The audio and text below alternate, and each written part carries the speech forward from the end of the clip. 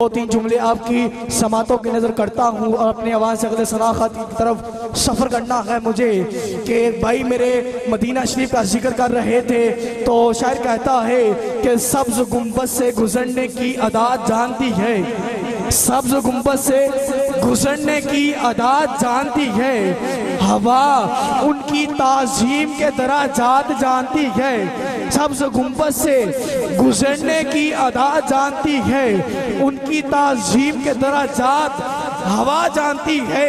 اسی لیے تو حضرت ابراہیم جامی نے اپنے قافلے کے سردار کے ہاتھ پیغام نہیں بھیجا تھا، حالانکہ آقا کا پیغام ابراہیم جامی تک جناب وہ قافلے کا سردار لے کر آیا۔ ابراہیم جامی کہتے ہیں، ہوا کو مخاطب کہتے ہیں کہ ہوائے دیس محبوبہ دے جائیں، یہ ترجمہ کیا تھا خواجہ غلام فریدی دامت برکاتہم العالیہ نے ترجمہ کیا ہے، فارسی کا کلام ہے ابراہیم جامی کا، کہ کہتے ہیں کہ ہوائے دیس محبوبہ دے جائیں، میرا احوال جا حضرت نو سنائی۔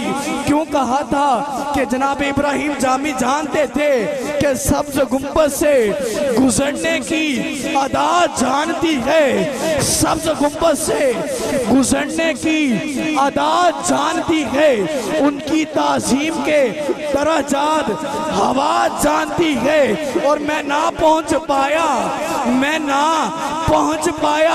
تو خود آپ پہنچ جائے گی، میں نہ پہنچ پایا تو خود آپ پہنچ جائے گی۔ عشق کی لو در اقدس کا پتہ جانتی ہے، اس کی لو در اقدس کا پتہ جانتی ہے، ان کی تعظیم کے درجات ہوا جانتی ہے۔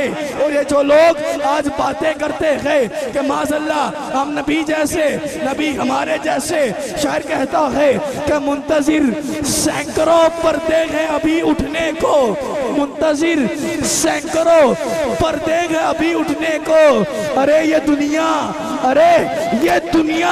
ابھی آپ کے بارے میں کیا جانتی ہے، یہ دنیا ابھی آپ کے بارے میں کیا جانتی ہے؟ محبت سے بولیے گا سبحان اللہ۔ منتظر سینکڑوں پردے ہیں ابھی اٹھنے کو، یہ دنیا آپ کے بارے میں کیا جانتی ہے؟ سبز گنبد سے گزرنے کی عادت جانتی ہے، ان کی تعظیم ذات ہوا جانتی ہے۔ آئیے ہم بھی کوشش کرتے ہیں کہ ہوا کے ہاتھ ہی اپنا پیغام بھیج دیں کہ کاش ہمیں بھی مدینے سے بلاوا آ جائے۔ آئیے اس آقا کریم کی بارگاہ میں مداثرہ ہوتے ہیں۔